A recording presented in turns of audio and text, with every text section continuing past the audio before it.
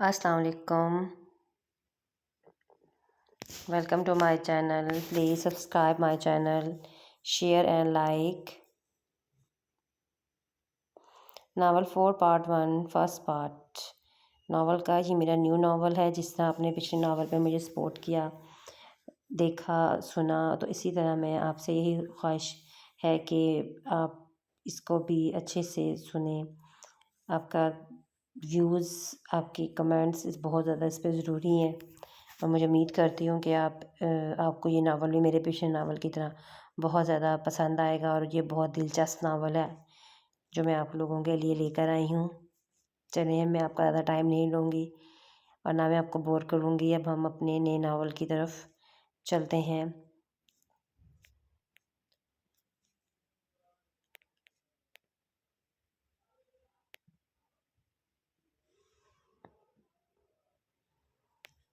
Hospital کے ICU میں ہلکی ہلکی سسکیاں گونج رہی تھیں. مشینوں میں جگڑے شخص کا ہاتھ مضبوطی سے تھامے ہوئے تھے، جس کی زندگی اس کے ہاتھوں سے پھسل رہی تھی. وہ رو رہی تھی، تڑپ رہی تھی، رب سے اس کی زندگی کی فریاد کر رہی تھی جو آج تک اسے اس سے مانگتا آیا تھا. وہ نہایت بے دردی سے اس کا بڑھا ہوا ہاتھ اتکار رہی تھی.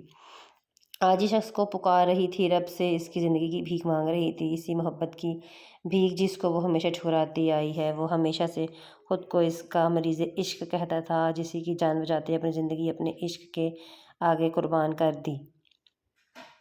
وہ لڑکی آج اسے مرتے ہوئے شخص کی محبت کا یقین نہ کرتی تو اس سے بڑی سنگ دل اور کوئی نہ تھا. وہ شخص جو اس کی آنکھوں میں ایک آنسو نہیں دیکھ سکتا تھا، آج اس سے ایسا خفا ہوا تھا کہ اس کے آنسو کو بھی نہیں دیکھ رہا تھا.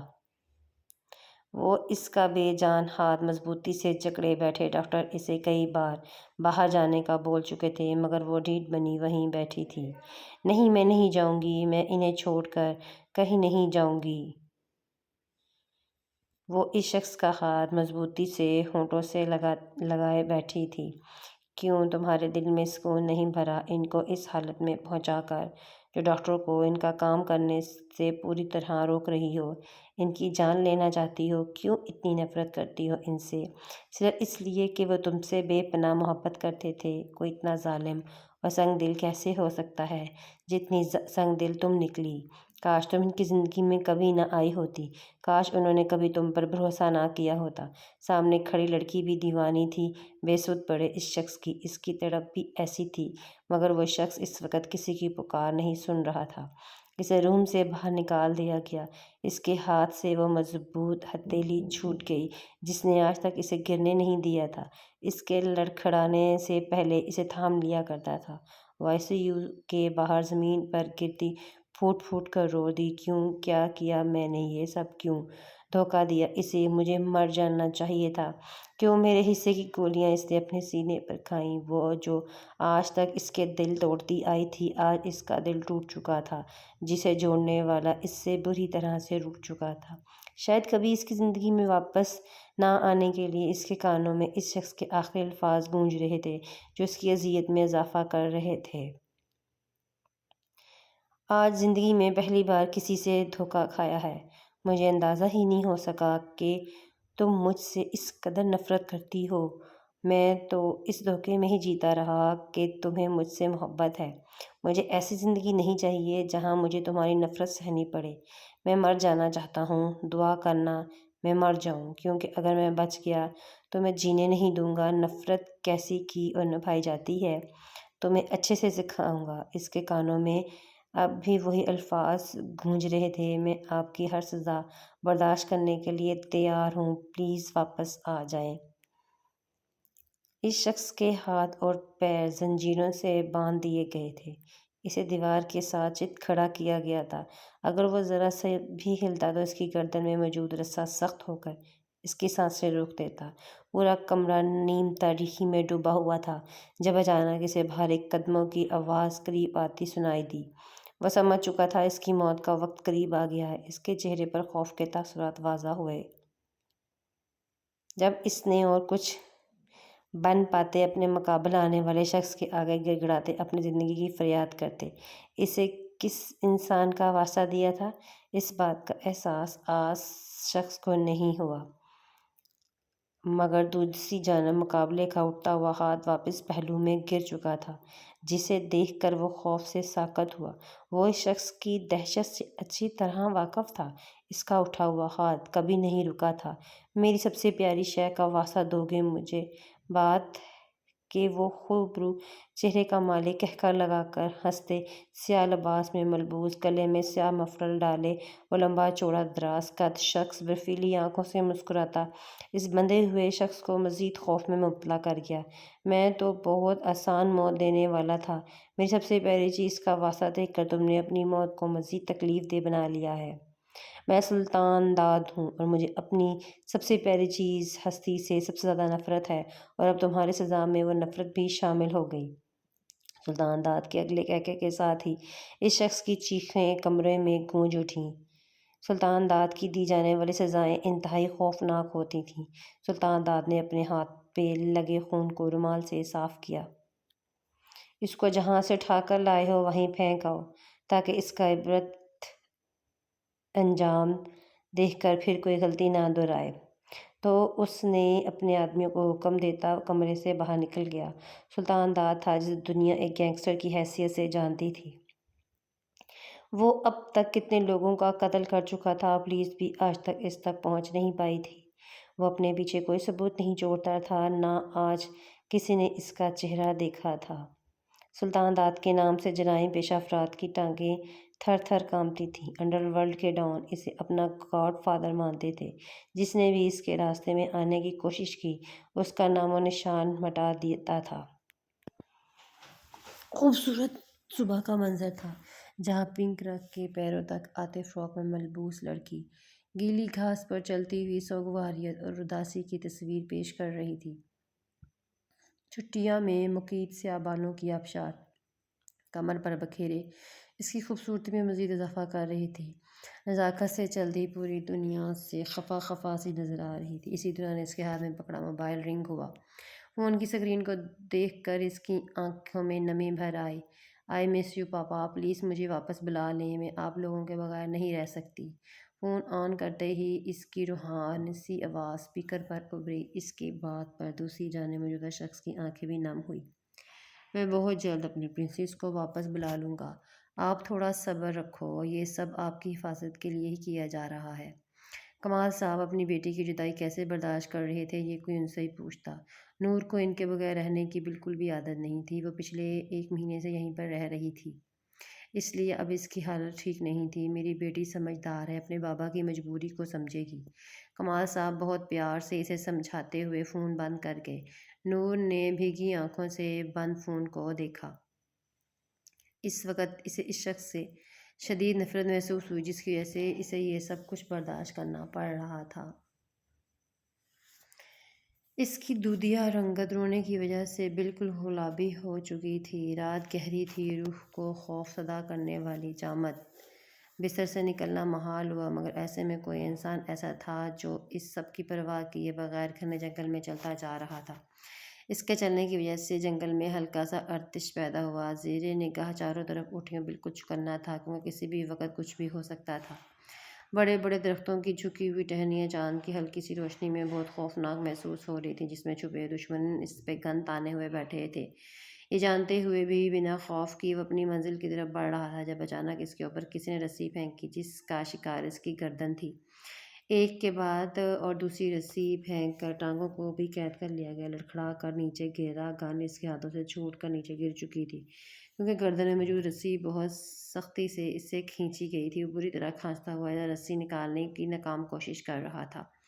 اسے بے بس ہوتا ہوا دیکھ بل میں چھپے ہوئے تمام دشمن باہر نکل آئے۔ یہی تو وہ چاہتا تھا۔ چہرہ جھکا کر کھانستے ہوئے اس کی وحشت ناک آنکھوں میں عجیب سی چمک تھی۔ اس کے قریب لوگ اس کے سر پر گن تانے ہوئے تھے، اس کے قریب آئے، وہ اسے رسیوں سے باندھ چکے تھے، مگر ابھی بھی ان کے چہروں پر خوف تھا۔ انہیں یقین نہیں آ رہا تھا انہوں نے سلطان داد کو اتنی آسانی سے قابو کر لیا ہے۔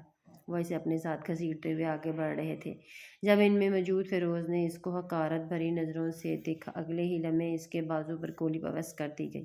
اس کے وجود سے نکلتا ہوا خون فیروز کو بہت سکون دے رہا تھا۔ وہ بہت بے دردی سے اسے گھسیٹ رہے تھے۔ اس کے بازو سے بہت زیادہ خون نکل رہا تھا جس کی سلطان داد کو کوئی پرواہ نہیں تھی، مگر درختوں کے پیچھے چھپی ہوئی آنکھوں میں آنسو بھرے یہ اذیت برداشت ہی نہیں کر پائی۔ وہ درختوں کے پیچھے چھپے اپنے ساتھیوں کو کچھ بھی سمجھنے کا موقع دیے بغیر سلطان داد کے حکم کی خلاف ورزی کرتے، درختوں کے اوٹ سے نکل کر سامنے آتے ان لوگوں پر گولیاں برسانے لگی۔ سلطان داد نے خون شام نظروں سے اس لڑکی کو دیکھا جو اس کی خاطر اپنی زندگی اور سب سے اہم پلان پر داؤ لگانے کے نکل پڑی تھی۔ سلطان داد کا دل چاہا کہ اس لڑکی کو گولی ہی مارتے۔ اپنے دشمنوں کو سلطان داد کے اشارے پر درختوں میں چھپے ہوئے اس کے دوسرے ساتھی بھی باہر آ گئے۔ جنگل میں تھوڑی دیر پہلے جو خاموشی کا راج تھا، اب وہاں گولیوں کی خوفناک آوازیں گونج رہی تھیں۔ سلطان داد کو ایک سیکنڈ لگا اپنے جراب سے خنجر نکال کر رسیاں کو کاٹنے میں، جس کی وجہ سے کسی گردن پر گہرا زخم آ چکا تھا اور بازو بھی شدید زخمی تھا، مگر سلطان داد کے لیے چوٹیں بہت زیادہ معمولی تھیں۔ وہ اپنے وجود کو بالکل پتھر کر چکا تھا، نہ ہی بیرونی چوٹیں اذیت دیتی تھیں اور نہ ہی اندرونی۔ سلطان داد جیسے ہی پلٹا، فیروز کو خود پر فائر کرنے کے لیے تیار پا کر اس کے ہونٹوں پر ہلکی تلخی سی مسکراہٹ ابھری۔ فیروز نے سیدھا اس کے سینے پر فائر کیا، مگر سلطان داد نے جھک کر اس کے وار کو ناکام کر دیا۔ اس کے بازو کا نشانہ لیا، سلطان داد کا نشانہ مس ہو جائے، یہ کیسے ہو سکتا تھا؟ تکلیف کے مارے فیروز کے ہاتھ سے گن چھوٹ کر نیچے گری۔ اس نے آنکھیں بند کر لیں، وہ جانتا تھا اس کی موت کا وقت قریب آ چکا ہے۔ تھوڑی دیر بعد اپنے کندھے پر محسوس ہوتے لمس پہ اس نے آنکھیں کھولی۔ اپنے باپ کو بتا دینا وہ اتنی جلدی سلطان داد کی کہانی ختم نہیں کر سکتا۔ ابھی زندہ بچ جانے کا جشن مناؤ، بہت جلد تم باپ بیٹے کے ناپاک وجود کو خاتمہ کرنے ضرور آؤں گا، میرا انتظار کرنا۔ لہو رنگ آنکھیں اس کی آنکھوں میں گاڑتے سلطان داد اس کا کندھا تھپتھپاتے وہاں سے نکل گیا، جبکہ فیروز غصے سے پاگل ہو چکا تھا۔ ہر بار کی طرح اس بار بھی اسے مات دے کر وہاں سے نکل گیا۔ سلطان داد نے اپنے دشمن تک پہنچنے کا بہت اچھا پلان بنایا تھا۔ وہ لوگ اسے گھسیٹ کر وہیں لے جا رہے تھے، مگر بیچ میں فائزہ نے جو غلطی کی جس کی وجہ سے سب کچھ گڑبڑ ہو گیا۔ اب اس غلطی کی فائزہ کو کیا اذیت ناک سزا ملنے والی تھی، یہ سوچ کر ہی سب کانپ رہے تھے، مگر فائزہ کو اس کی ذرا بھی پرواہ نہیں تھی۔ وہ مطمئن تھی اس نے اپنے دل کی مان کر اپنے محبوب کو بچا لیا تھا۔ ارے ہماری گڑیا کھانا کیوں نہیں کھا رہی؟ شمیم بیگم نے نور کی خالی پلیٹ کو گھورتے ہوئے دیکھا اور پیار سے پوچھا۔ کچھ نہیں ممانی جان، بھوک نہیں ہے۔ نور کے گھر والوں نے اس کی سیفٹی کے لیے اسے ماموں کے گھر آزاد کشمیر بھیج دیا تھا۔ نور کو آزاد کشمیر دیکھنے کا بہت شوق تھا، مگر اس نے کبھی ایسا سوچا نہیں تھا کہ ایسے ہی حالات میں اس کو یہاں پر آنا پڑے گا۔ اس کے یہاں موجودگی کے بارے میں صرف اس کے خاندان والے ہی جانتے تھے۔ یہ خبر انہوں نے اپنے دشمنوں سے بہت زیادہ پوشیدہ رکھی ہوئی تھی۔ اگر ان کو ذرا سی بھی بھنک پڑ جاتی تو نور کی جان کو شدید خطرہ تھا۔ کمال صاحب پڑھے لکھے اعلیٰ حسب و نسب کے مالک تھے، ان کے لیے ان کے خاندان کی عزت اور حسب و نسب سب سے اوپر تھا۔ نور کمال صاحب کی اکلوتی بیٹی تھی جس کے پیدا ہونے کے بعد ہی موت کا سایہ اس پر لہرانے لگا تھا۔ کمال صاحب نے کبھی نہیں سوچا تھا کہ ان کی دشمنی ان کی بیٹی کے لیے زندگی کا ناسور بن جائے گی۔ نور ان کے گھر کی رحمت اور ان سب کے دلوں کا قرار تھے۔ وہ خاندان کی اکلوتی لڑکی تھی، باقی سب لڑکے تھے۔ شاید یہی اس کا قصور تھا، وہ خاندان کی واحد لڑکی پیدا ہوئی تھی اور خاندان کی ساری دشمنیاں اپنے سر لے گئی تھی۔ ہمیشہ ناز رکھنوں میں رہنے والی دوشیزہ اپنی زندگی کے بدلتے حالات سے خود سے خفا تھی، کیونکہ کہیں نہ کہیں وہ یہ سمجھتی تھی جو کچھ ہو رہا ہے اسی کی وجہ سے ہو رہا ہے، اس کے خاندان والوں کے ساتھ سب کی ذمہ دار وہ خود ہے۔ ہال کے کمرے میں موت کا سناٹا چھایا ہوا تھا۔ کرسی پر بیٹھا سلطان داد اپنے سامنے موجود لوگوں کو قہر آلود نظروں سے گھور رہا تھا۔ اس کے سامنے کھڑی انگلیاں مروڑتی فائزہ اندر سے خوفزدہ تھی۔ تم نے میرے دشمنوں کے ساتھ مل کر مجھے مات دینے کی کوشش کی ہے، مجھے اپنے گینگ میں ایسے لوگوں کی ضرورت نہیں ہے جن کے دل میرے دشمنوں کے لیے ہمدرد ہوں۔ اگر تم میرے دشمنوں کے ساتھ شامل ہونا چاہتی ہو تو تمہیں آج دن کا وقت ملے گا، ورنہ تمہیں میری دی ہوئی سزا کرنی پڑے گی۔ سلطان داد نے اس سے بہت بڑی سزا سنائی تھی۔ وہ سنگ دل انسان اس کی محبت کو دیکھ کر بے جان بن رہا تھا، اس کی وفاداری پر شک کر رہا تھا۔ مجھے کہیں نہیں جانا، مجھے آپ کی ہر سزا منظور ہوگی۔ فائزہ مر کر بھی سلطان داد سے دور جانے کا سوچ نہیں سکتی تھی۔ وہ ظالم اسے جتنا بھی دھتکارتا تھا اور وہ اسے دور ہونے کا نہیں سوچ سکتی تھی۔ اس نے آج جو بھی کیا تھا وہ اپنی محبت میں کیا تھا۔ وہ دشمنوں کی سپورٹر نہیں تھی، لیکن اس بات کا یقین وہ اس بے حس اور جذبات سے عاری انسان کو نہیں دلا سکتی تھی۔ وہ انسان نہیں، ایک بیسٹ تھا۔ اس کی بات سن کر وہ اپنی جگہ سے اٹھا۔ اس کی دہشت دیکھ کر فائزہ کا دل کانپا اور فائزہ کے قریب آتا اس کے بالوں کو اپنی مٹھی میں جکڑا۔ جو تم کر رہی ہو میرے آگے وہ سب بے سود ہے، تمہیں مجھ سے کچھ نہیں ملنے والا، تمہارے لیے بہتر یہی ہے واپس لوٹ جاؤ فائزہ۔ میں رہو گی۔ اس کے بالوں کی گدی کو بے دردی سے تھامے زور دیا، جھٹکے سے دور پھینک گیا۔ فائزہ منہ کے بل فرش پر گری۔ تھوڑی دیر بعد اسے سلطان داد کے قدموں کی آواز وہاں سے دور جاتی ہوئی سنائی دی۔ وہ سب اس دیوانی لڑکی کو سمجھا سمجھا کر تھک گئے تھے، مگر وہ سدھرنے کا نام ہی نہیں لے رہی تھی۔ وہ دیوانی تھی سلطان داد کی۔ آج تک اسے سلطان داد سے دھتکار کے سوا کچھ بھی نہیں ملا تھا۔ فائدہ اچھے سے جانتی تھی یہ شخص اس سے کبھی بھی نہیں اپنائے گا، مگر وہ اپنے دل کا کیا کرتے جو اسی کا دیوانہ تھا، جو اس سے سزا سنائی گئی۔ اسے برداشت کرنا آسان نہیں تھا۔ زندان خانہ عام جیل کی طرح نہیں تھا۔ مختلف قسم کے زہریلے جانوروں کے ساتھ وہاں گلے سڑے مادوں کی انتہائی بدبو تھی، جس کو ایک گھنٹے کے لیے بھی برداشت کرنا ناممکن تھا۔ فائزہ کو وہاں پر 1 مہینہ رہنے کی سزا سنائی گئی۔ سلطان داد کے حکم کی خلاف ورزی کرنا کوئی معمولی بات نہیں تھی، یہ بہت بڑا جرم تھا۔ وہ شخص خود کو درندہ کہلواتا تھا۔ سلطان داد جسے بے دردی کے ساتھ اپنے دشمنوں کی کھال ادھیڑتا دیکھتا تھا، ان کو پہچان پانا ناممکن تھا۔ آج تک ان کی شناخت نہ ہو پائی تھی۔ پولیس والے ڈیڈ باڈی دیکھ کر ہی پہچان جاتے تھے یہ شخص سلطان داد کی درندگی کا نشانہ بنا ہے، مگر جہاں دشمنوں کے لیے وہ ایک شفاق درندہ تھا، ظالموں کے لیے وہ ایک رحمت کا فرشتہ۔ بہت سارے ایسے گھرانے تھے جن کا چولہا سلطان داد کی مدد سے چلتا تھا۔ بہت سی غریب بچیوں کی شادی، بے روزگار نوجوانوں کو روزگار فراہم کرنا، ان لوگوں کے دل سے ہر وقت اس کے لیے دعائیں ہی نکلتی تھیں۔ یار پلیز اتنی خوبصورت جگہ پر آئے ہیں، تھوڑا تو مسکرا دو۔ نور کا ماموزاد آلیان اسے لے کر ہوٹل کی بہت خوبصورت ولا میں آیا، جہاں مقامی لوگوں کے علاوہ بہت سے سیاح آتے جاتے نظر آ رہے تھے۔ بہت خوبصورت جگہ ہے۔ نور کا موڈ کافی حد تک بہل گیا۔ آلیان کافی خوش اخلاق تھا، وہ نور کو بہت پسند کرتا تھا۔ اس کا اظہار بھی اپنے گھر والوں سے کر چکا تھا، مگر اس کے گھر والے ہر پر خاموشی اختیار کر لیتے تھے۔ مجھے آئس کریم کھانی ہے۔ اتنی ٹھنڈ میں بھی تمہیں آئس کریم دیکھ کر نور کی گلاب پنکھڑیاں مسکرا اٹھیں۔ اسے ٹھنڈ میں آئس کریم کھانا بہت زیادہ پسند تھا، اور ہر بار آئس کریم کھانے سے وہ بیمار ہی ہو جاتی تھی، مگر پھر بھی وہ ایسا کرنے سے باز نہیں آتی تھی۔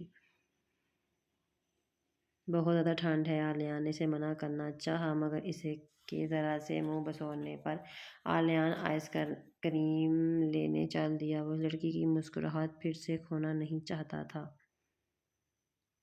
نور اس وقت لائٹ پرپل شلوار قمیض میں گرم شال کو اپنے گرد لپیٹے ہوا کی وجہ سے کیچر میں نکلتے بالوں کی لٹوں کو کان کے پیچھے اڑاستے ہوئے ٹھنڈ میں کانپ رہی تھی، مگر پھر بھی اسے آئس کریم ضرور کھانا تھی۔ نور اپنے دھیان میں کھڑی ہوئی رہی، جب اسے خود پر کسی کی نگاہوں کا احساس ہوا۔ اس نے پلٹ کر چاروں طرف نگاہ دوڑائی، مگر وہاں موجود سب لوگ اپنے مشغلوں میں مصروف نظر آئے۔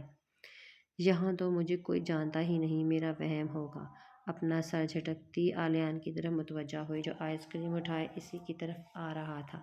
تھینکس، نور نے اس کے ہاتھ سے آئس کریم لیتے ہوئے مسکرا کر کہا۔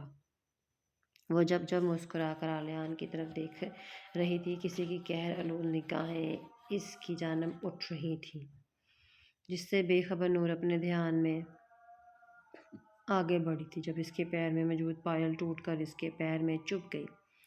اس سے مسکراہٹ راس نہیں آتی تھی۔ وہ جب بھی ذرا سا مسکراتی، اگلے لمحے اسے دوہری اذیت اٹھانی پڑتی تھی۔ اسی خوف سے اس نے مسکرانا چھوڑ دیا تھا۔ اس کی چچی کے بقول اس کی مسکراہٹ اتنی حسین تھی کہ اسے فوراً نظر لگ جاتی تھی۔ بہت درد ہو رہا ہے، مجھ سے چلا نہیں جا رہا۔ نور کی پائل کا کوئی نوکیلا حصہ اس کے پیر میں چبھ گیا تھا۔ آلیان فوراً اس کے پیر کی طرف جھکا تھا۔ اس سے پہلے کہ وہ اسے اداس پیروں کو چھوتا، کسی نے دور سے اس پر فائر کیا تھا، جو آلیان کے بازو کو چیرتا ہوا نکل گیا۔ نور کے ہونٹوں سے بے اختیار چیخ نکلی۔ فائر کی آواز پر سن کر لوگ خوف سے ادھر ادھر بھاگنے لگے۔ نور نے آلیان کے بازو سے نکلتے ہوئے خون کو دیکھ کر گھبرا کر سامنے کی طرف دیکھا، جہاں سے اپنی طرف بڑھتے ہوئے شخص کو دیکھ کر نور کو اپنی سانسیں رکتی ہوئی محسوس ہوئی۔ وہ شخص چلتا ہوا اس کے قریب آ رہا تھا۔ نور، تم جلدی سے میرے ساتھ چلو۔ آلیان نے اس کی طرف اپنا ہاتھ بڑھایا، مگر نور نفی میں سر ہلاتے ہوئے اس کو اپنا ہاتھ دینے سے انکاری ہوئی۔ پہلے ہی سامنے سے آتا ہوا شخص اس کی جانب ہاتھ بڑھانے کے جرم میں آلیان پر گولی چلا چکا تھا۔ اگر وہ اس کا ہاتھ تھام لیتی تو اس جنونی شخص نے بنا کوئی لحاظ کیے آلیان کو جان سے ہی مار دینا تھا۔ جو نور کسی طور پہ افورڈ نہیں کر سکتی تھی۔ نور کے پیچھے ہونے پر عالیہ نے بے یقینی سے اس کی طرف دیکھا جو یکیٹک سامنے آتے انسان کو تکے جا رہی تھی، جس نے اپنا چہرہ نقاب میں چھپایا ہوا تھا، دونوں ہاتھوں میں گنز تھامے زمین پر فائر کرتا ہوا گرد و غبار اڑاتے اس کی جانب بڑھ رہا تھا۔ عالیہ نے آگے بڑھنا چاہا جب پیچھے سے دونوں نقاب پوش افراد نے اسے اپنے گرفت میں لے لیا تھا۔ میں چھوڑوں گا نہیں اس کو، آئندہ اپنے باپ کے نام سے بھی کانپ اٹھے گا۔ جیسا سلوک اس کی ماں کے ساتھ کیا تھا اب وہی حال اس کا کروں گا۔ آغا سے مقابلہ کرنے کا بہت شوق ہے، اب میں اس کے سارے شوق پورے کروں گا۔ ایک بار پھر سے ناکام ہونے پر آغا غصے سے پاگل ہو گیا تھا، کیونکہ سلطان داد نہ صرف اس کے سارے آدمی مار دیے تھے بلکہ اس کے 2 منشیات کے اڈوں کو آگ لگا کر اس کو لاکھوں کا نقصان پہنچا دیا تھا۔ اس کی وجہ سے اس کی بہت زیادہ چیخ رہا تھا، اس کا بس نہیں چل رہا تھا کہ وہ اس کے ٹکڑے ٹکڑے کر دے اور کتوں کے آگے ڈال دے۔ اس لیے ہمیں فیروز نے وہاں قدم رکھا۔ جب جانتے ہو اس سے ہار جاتے ہو تو کیوں اپنا نقصان کروانے ہر بار اس سے الجھتے ہو؟ اپنی اوقات میں رہو تو آگے سے وہ بھی کچھ نہیں کہے گا۔ اپنے باپ کے منہ سے اپنی ماں کا ذکر سنتے ہی فیروز نے نفرت انگیز نگاہوں سے اپنے باپ کو ٹوکا۔ نہیں، اب ایسا نہیں ہوگا، اب کی بار اسے میرے سامنے گھٹنے ٹیکنے ہی ہوں گے۔ آغا شراب کا گلاس ہونٹوں سے لگاتے مکروہ مسکراہٹ کے ساتھ بولا تھا۔ کیوں، اب ایسے کون سی طاقت تمہارے ہاتھ لگ گئی ہے؟ فیروز نے سوالی نظروں سے اپنے باپ کی طرف دیکھا۔ طاقت نہیں، کمزوری، سلطان داد کی کمزوری، وہ بھی ایک لڑکی کے روپ میں۔ نور کو اس کے گھر سے اٹھواؤں گا میں، پھر خود ہی اپنی بیوی کو لینے سر کے بل چلتا ہوا آئے گا۔ آغا کی بات ابھی ختم نہیں ہوئی تھی کہ جب فیروز کو شدید قسم کی ہنسی کا دورہ پڑا اور وہ ہنستا ہی چلتا گیا۔ بوڑھے ہو گئے ہو کیا، سٹھیا گئے ہو؟ سلطان داد کی کمزوری، اور وہ بھی ایک لڑکی، اس نے پھر سے کہکہا لگایا۔ وہ خود اس لڑکی سے کھیل رہا ہے، تمہارا بیچ میں پڑنا اس کے لطف میں اضافہ کرے گا۔ خیر تم ایک کوشش کر کے دیکھ لو، فیروز نے مذاق اڑاتے ہوئے کہا اور شراب کا آخری گھونٹ بھرتے ہوئے وہاں سے نکل گیا۔ آغا دنیا کا وہ بہت قسمت انسان تھا جس نے نہ اپنی اولاد کو اپنی محبت شفقت سے نوازا تھا اور نہ ہی اچھی تربیت کی تھی، بلکہ وہ تو شروع ہی سے ایسا وارث چاہتا تھا جو جرائم کی دنیا میں اس کے نقش قدم پر چل کر اس کے نام کو آگے بڑھائے۔ وہ یہ سب راز چاہتا تھا، مگر زرداد اپنی ماں کی اچھی تربیت کی وجہ سے اس جیسا بے ضمیر و بے غیرت نہیں بن پایا تھا۔ اس کی ماں اس کے ساتھ بہت کم عرصہ رہی، مگر جتنا بھی عرصہ رہی وہ زرداد کو اچھی طرح سکھا کر گئی تھی۔ اپنی ماں کے پڑھائے گئے اصول اس کی دماغ کی سلیٹ سے دھندلے ضرور ہو چکے تھے مگر مٹے نہیں تھے، جبکہ فیروز اپنی ماں کی محبت اور شفقت سے نابیل تھا۔ وہی باتیں سچ مانتا تھا جو اس کے باپ نے اس کو بتائی تھی، اس لیے وہ اپنے بھائی کا سب سے بڑا دشمن تھا۔ فیروز زرداد کو کئی بار مارنے کی کوشش کر چکا تھا مگر زرداد نے اسے آج تک کچھ نہیں کہا۔ وہ ہر بار اسے ایسے ہی آزاد چھوڑ دیتا تھا، گویا کہ اس کی ماں کی دی ہوئی قسم اسے ہر بار جکڑ لیتی تھی۔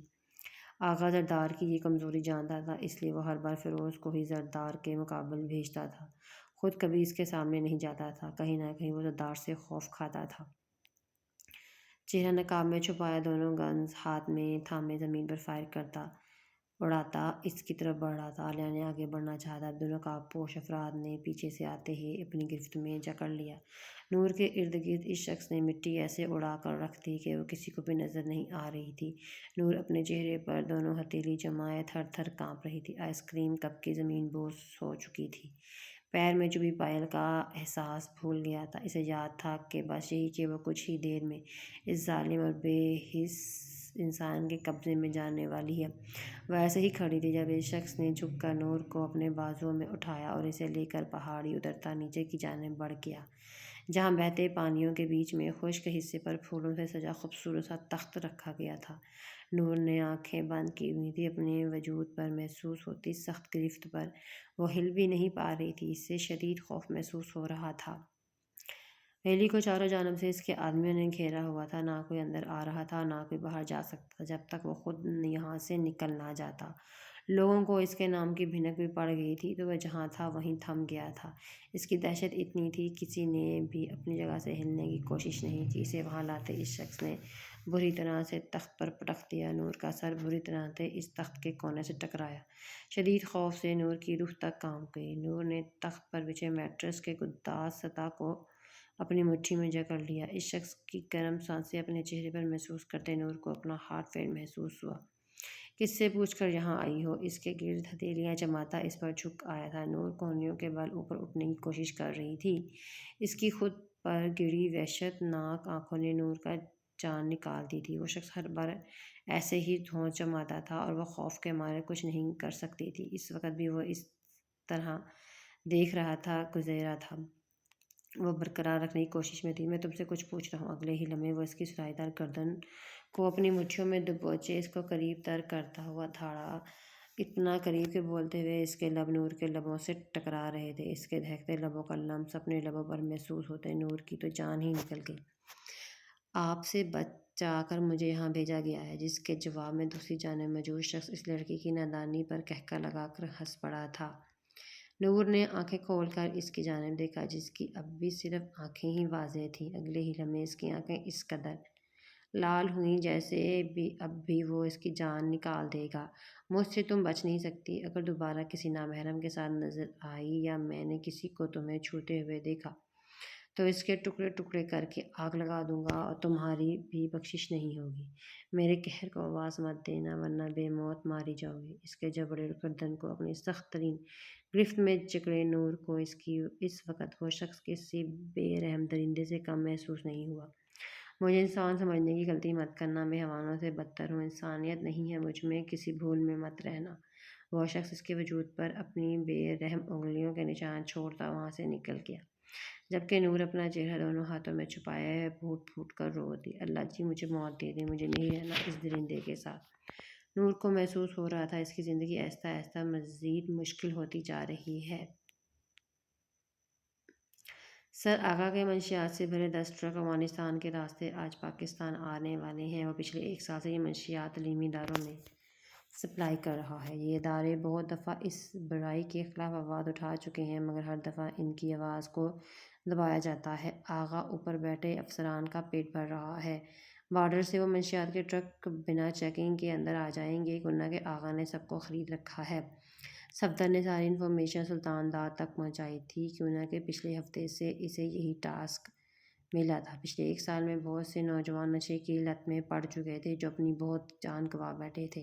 بہت سے اسٹوڈنٹ اپنی لعنت کے لپیٹ میں تھے۔ وہاں کے لوگ اب سلطان داد کی مدد سے طلبگار تھے تاکہ وہ اپنے بچوں کو اس لعنت سے چھٹکارا دلا سکے۔ اپنے آدمیوں کو ایک ٹیم بنا کر بارڈر کی جانب روانہ کرو۔ جیسے ہی وہ ٹرک بارڈر کے اندر داخل ہو، وہاں موجود تمام عملہ سمیت ان ٹرک کو اڑا دو۔ سلطان داد کے حکم پر صفدر ہاں میں سر ہلاتا وہاں سے نکل گیا۔ اپنے روم میں تیار ہوتے سلطان داد کی سیاہ آنکھوں میں ایک ہی بھوک تھی، اپنے شکار کو مات دینے کی۔ اپنے چہرے کے گرد سیاہ رنگ کا مال باندھتے وہ وہاں سے نکل گیا۔ شہر کے بیچوں بیچ پوش علاقے میں ویلوں سے ڈھکے خوبصورت سے بنگلے کا گیٹ پھلانگ کر اندر داخل ہوا۔ اپنی گن نکالی۔ گھر کے نچلے حصے کا بالکل خالی تھا، جبکہ ٹیبل کے اوپر رکھا لڑکی کا پرس اور دوپٹہ سلطان داد کے ماتھے کے شکنوں میں اضافہ کر گیا۔ وہ سیدھا سیڑھیوں کی جانب بڑھتا جب پہلے ہی روم میں قہقہوں کی آواز سنائی دی۔ اس نے دروازے پر زوردار ضرب لگاتے ہوئے کھول دیا۔ سامنے کے منظر دیکھ کر اس کے تاثرات مزید غضبناک ہوئے۔ وہاں ایجوکیشن منسٹر جو آغا کے ساتھ ملا ہوا تھا، اسی کی وجہ سے اتنے سارے اسٹوڈنٹ منشیات کے عادی ہو کر اپنی زندگی سے ہاتھ دھو رہے تھے۔ وہ خود آئے روز کسی نہ کسی لڑکی کے ساتھ اپنے بنگلے پر پایا جاتا تھا۔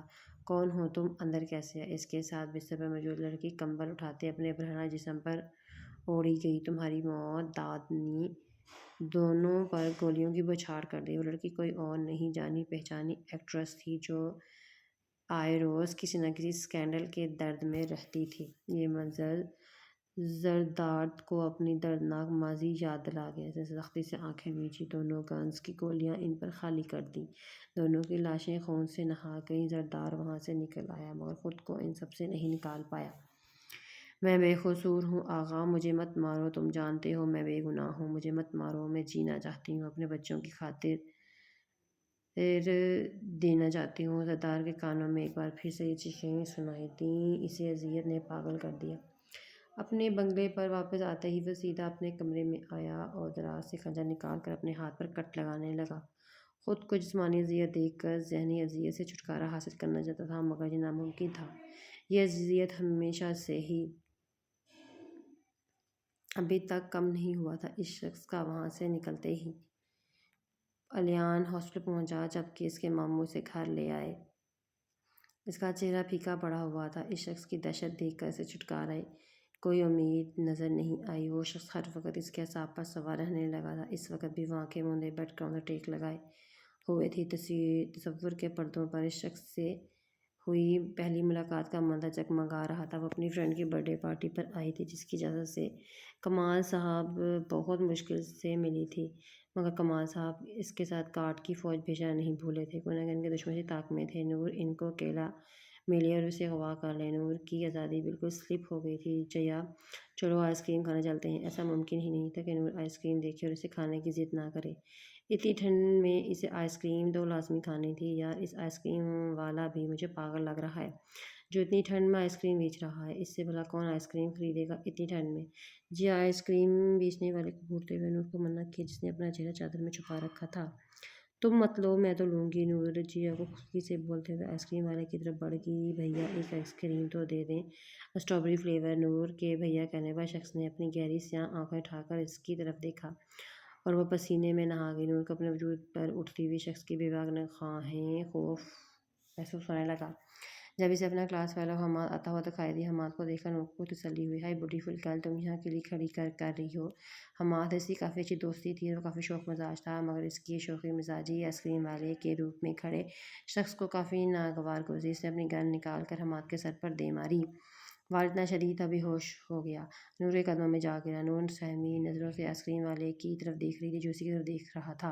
نور کو اپنے ارد گرد خطرے کی گھنٹیاں بجتی ہوئی محسوس ہوئی۔ اس نے خوف سے ڈر سے چاروں طرف دیکھا، مگر آس پاس کوئی موجود نہیں تھا۔ اس کی رنگت بالکل سفید پڑ چکی تھی۔ آپ کی آئس کریم؟ اس شخص نے نہایت ہی مؤدبانہ انداز میں آئس کریم کا باؤل نور کی طرف بڑھایا۔ انداز ایسا تھا جیسے کچھ ہوا ہی نہیں۔ کون ہو تم؟ اس نے ہاتھ مار کر آئس کریم کے باؤل کو دور پھینکتے ہوئے پوچھا۔ وہی جس کے سب سے قریب تمہیں ہونا چاہیے، جس نے آگے بڑھ کر نور کے ماتھے سے بوسہ دیتے ہوئے اپنی شال میں کور رکھتے ہوئے اپنا حق استعمال کیا۔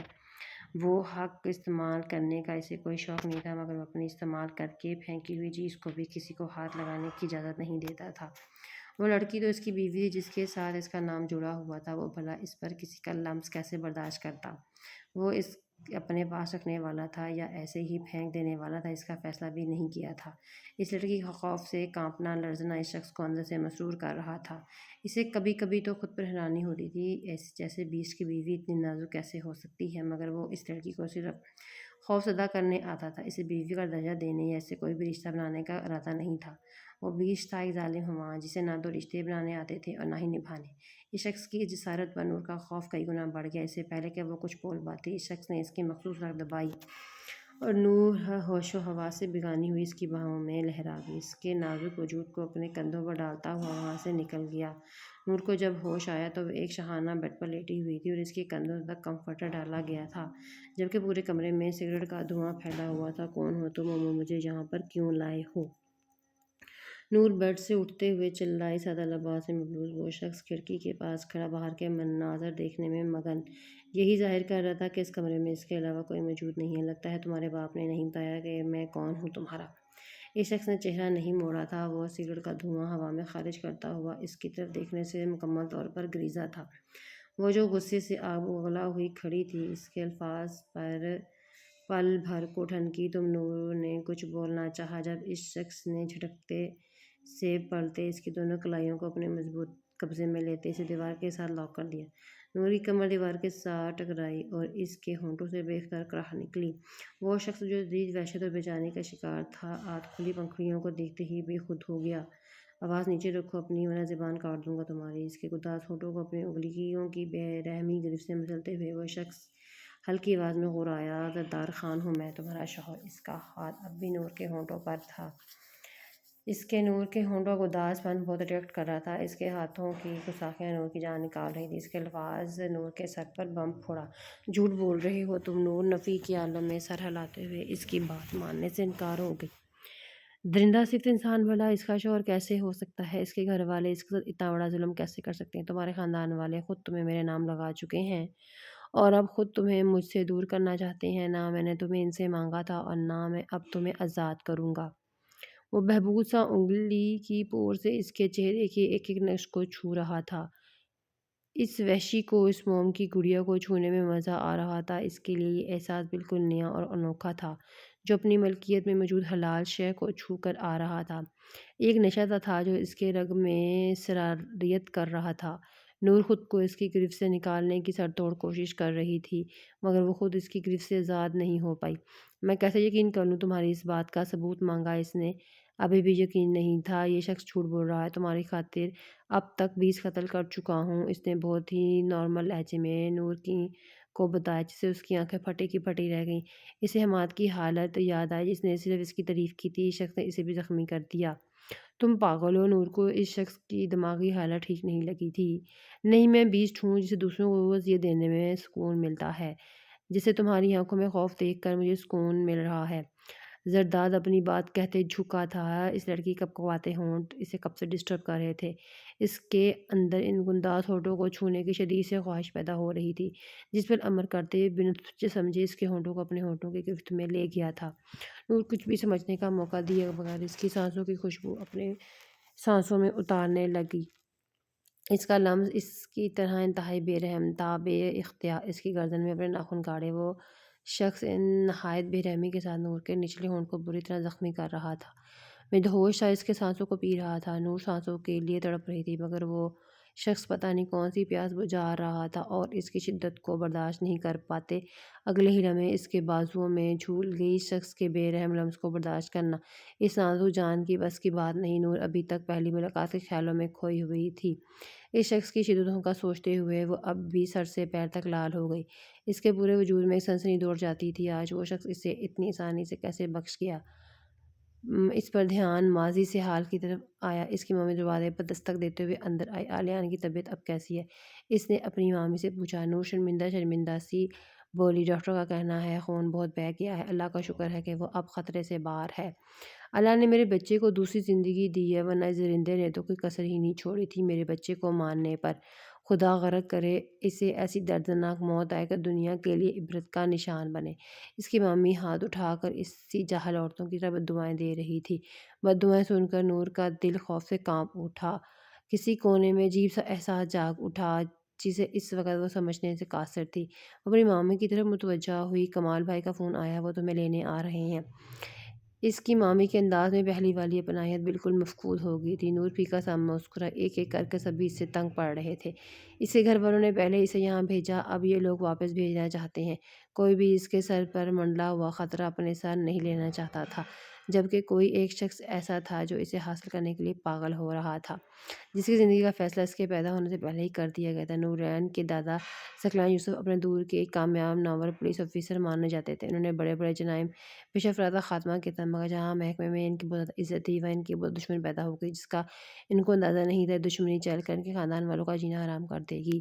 طارق بھائی اس وقت کا بہت بڑا ڈان تھا جس نے اپنے کالے دھندوں کی وجہ سے لوگوں کی زندگی جیت رن کر رکھی تھی۔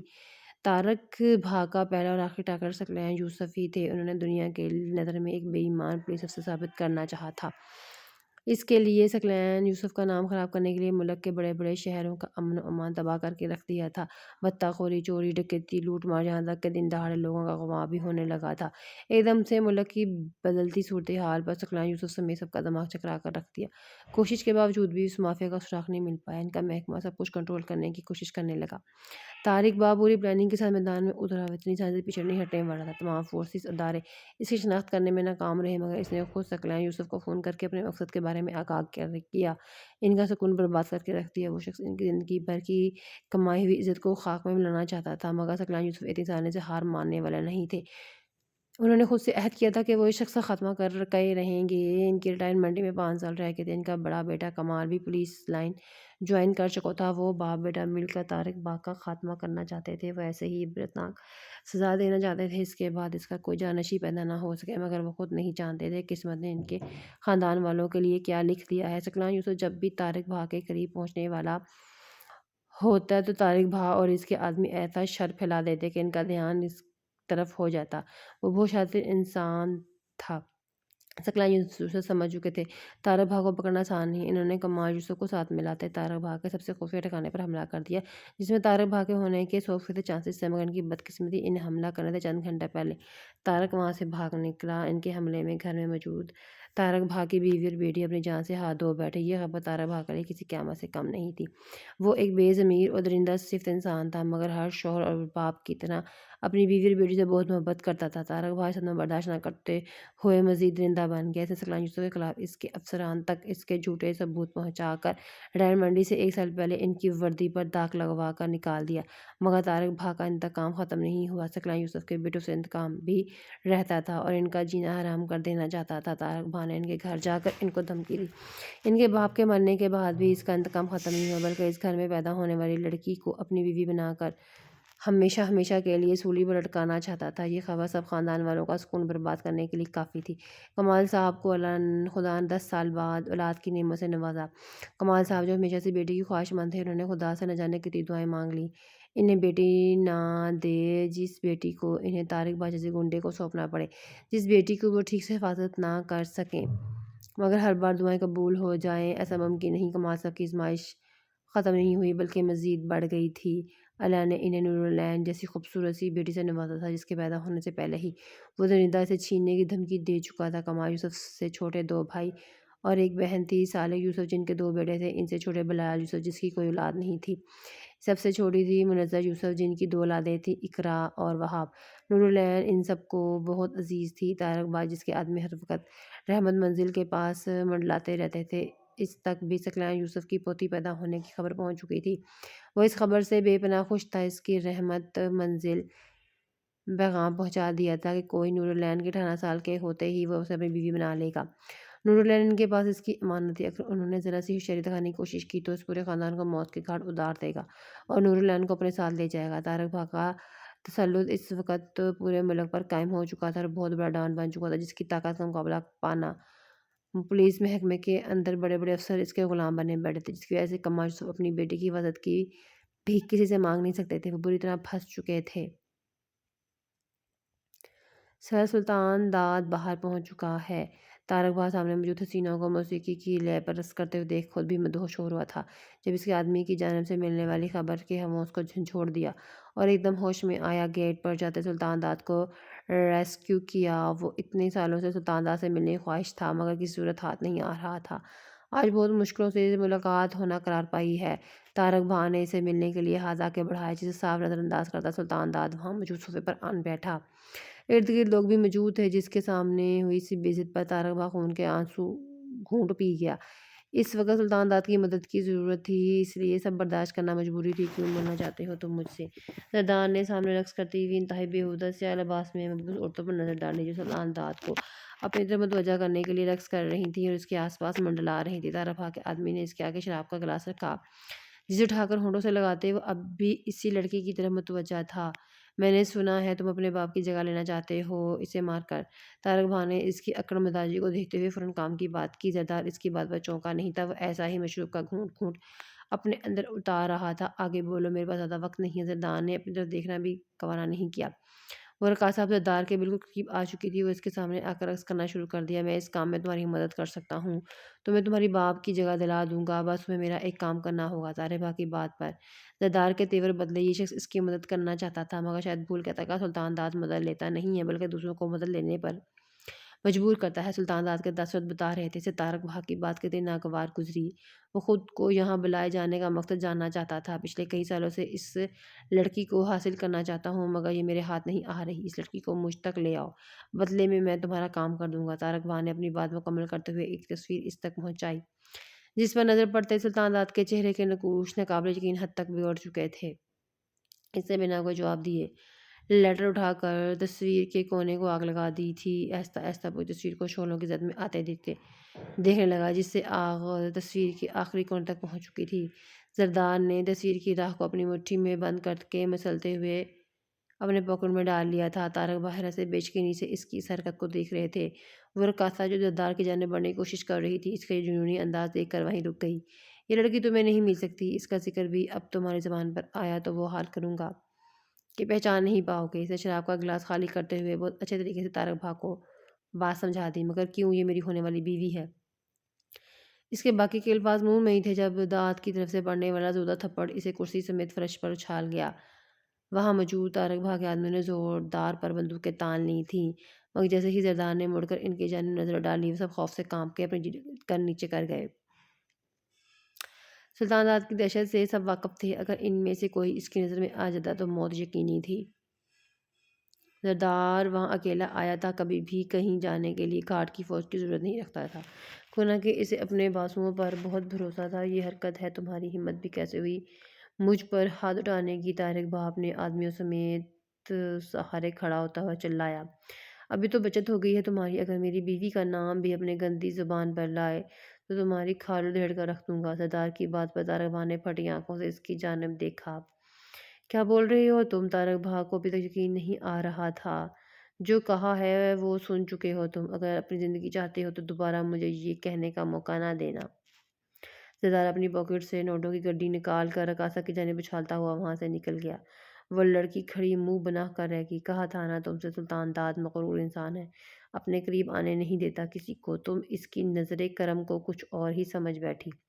تمہارا رقص دیکھنے کا معاوضہ بھی دے کر گیا ہے تاکہ تمہاری کوئی ادھار نہ رہے۔ اس پر دوسری لڑکی رقص کرتی لڑکی کے قریب آئی اور آہستہ لہجے میں بولی۔ اس بیسٹ کو دیکھ کر ٹھنڈی آہ بھر کر رہ گئی تھی۔ جلدی سے آقا کو فون ملاؤ، مجھے اس سے ملنا ہے۔ طارق بھا نے ہونٹوں سے نکلتے ہوئے خون کو رومال سے صاف کر کے اپنے آدمیوں پر چلایا۔